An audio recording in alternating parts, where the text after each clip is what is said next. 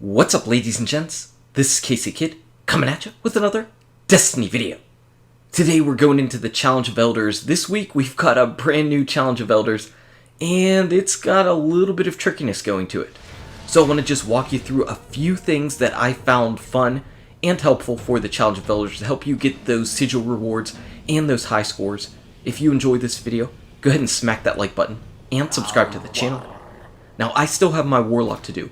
But what I'm thinking about doing for the Warlock, if you've already completed the House of Judgment bounties, and you've already done the solar ability kills, what I'm thinking is you might want to go in here as a Voidwalker with the Ram helmet on. And that way, every single one of your melee hits is going to trigger the lifesteal. So yes, we've got quite the assortment of stuff to do this week in the Challenge of Elders. First off, it's melee kills that are going to give you the bonus points, so that's why I'm rocking out the Monte Carlo. There is no better weapon at all to take into this Challenge of Elders than the Monte Carlo. Bar none, Monte Carlo's the best. And the reason why is because the modifiers that we've got are Trickle and Exposure.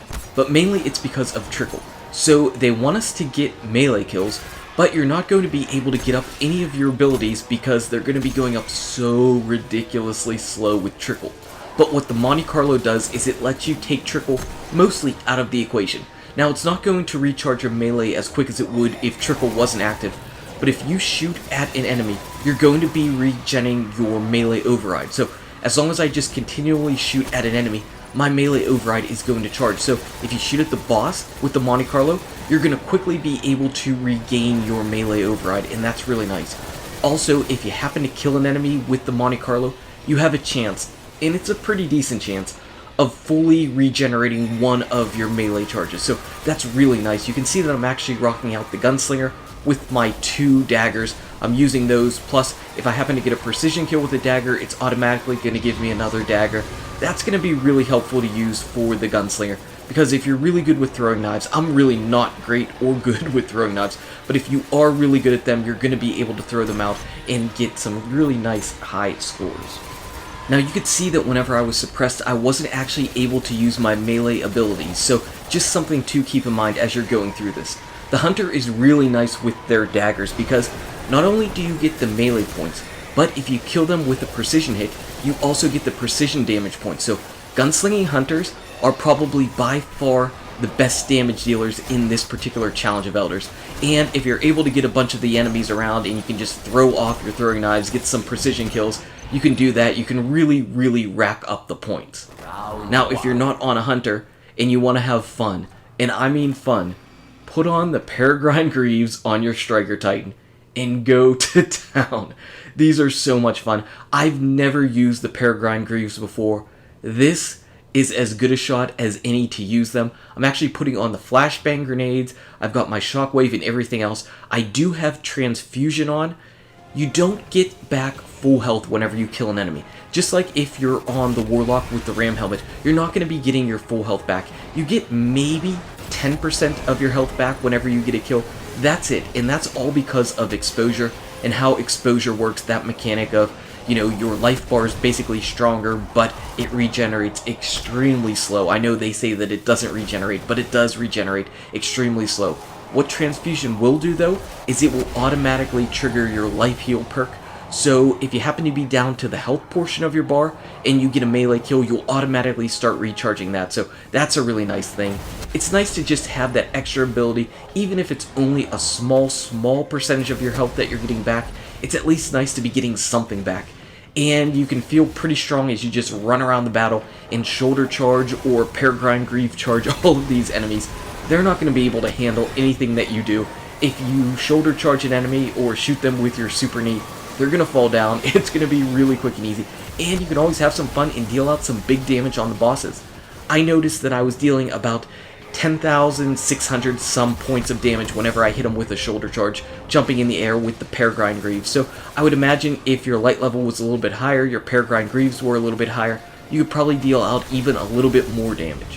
One other quick thing for that first fight, you might have noticed that whenever I was suppressed, I was still able to shoulder charge, whereas whenever I was on my Hunter, I was not able to throw a throwing knife. So just a little bit of a tip, if you're on your Titan, don't feel that you have to just stop shoulder charging just because you're suppressed. You'll still be able to do it. You won't be able to double jump, but you'll be able to shoulder charge still. Something for this battle, this is our second battle, and we fought this same boss last week. Whenever one of these taken goblins is making an enemy invincible, you can shoot that invincible enemy and regenerate your melee override, just like if you were shooting at any other enemy. So if you're really looking to get your melee ability back up, you don't want to kill any enemies because you want to go ahead and melee them. So if you see an invincible guy running around on this stage, feel free to empty a Monte Carlo clip into them. Like I said, Trickle's still going to affect the recharge rate of it, but you'll be able to get it up significantly faster than if you were just sitting and waiting and waiting and waiting for your melee ability to recharge. Feel free to just empty your Monte Carlo clip into them, just like you would if you wanted to shoot at the boss to regenerate your melee override ability. All these little tips can just help out, just to make you the most powerful guardian that you can whenever you're taking down these enemies. None of them are really all that difficult. The bosses this week are all pretty easy. This little spot right here, this little horseshoe that I'm in, actually it's kind of my little hidey hole. This is what I used to stay safe whenever I was running around for this battle. Because what this boss does, the third battle that we have to fight, he sets bombs out all across the room. And whenever they go off, they shake your screen all over the place. It's really, really disorienting. Really difficult to go ahead and shoot the enemies, make sure you're staying safe. So I like to sit in that little horseshoe and pick out the enemies that were coming from either side of it. It was basically just my little safe haven that I would go to if things got chaotic. Really not that difficult to find. It's right here, right to the left of where you enter this arena, right on my right hand side from where I'm standing now. I'm sure if you've been in this area, you know exactly where I'm standing and where I'm punching everything. It's not a difficult place to find. It's just a really small area, and the enemies don't exactly walk in the back of it, so that makes it nice too. It means that you have something to your back that's at least protection, and anything that you might need to face, anything that's going to deal damage to you, would come from the front of you. And you can see as we're shooting down this guy, he is quite easy. We're still in the same spot that we were whenever we were go ahead and cheesing Psylocke, except for this guy doesn't have electric flame puddles. He does have a really, really strong downward punch though. So unfortunately, I did not get a chance to shoulder charge him. Luckily, Devil's in here and he wants to let me have some redemption. So I'm going to charge up this Peregrine Greave hit. Charge, charge, charge, and oh man, he's down. So I whiffed on that boss, but I did not whiff on the other bosses. Kex is this little fallen taken guy. He goes down to the Peregrine Greave knee. And our seditious mind ends up, boom, he goes down, but he's a really, really sore loser.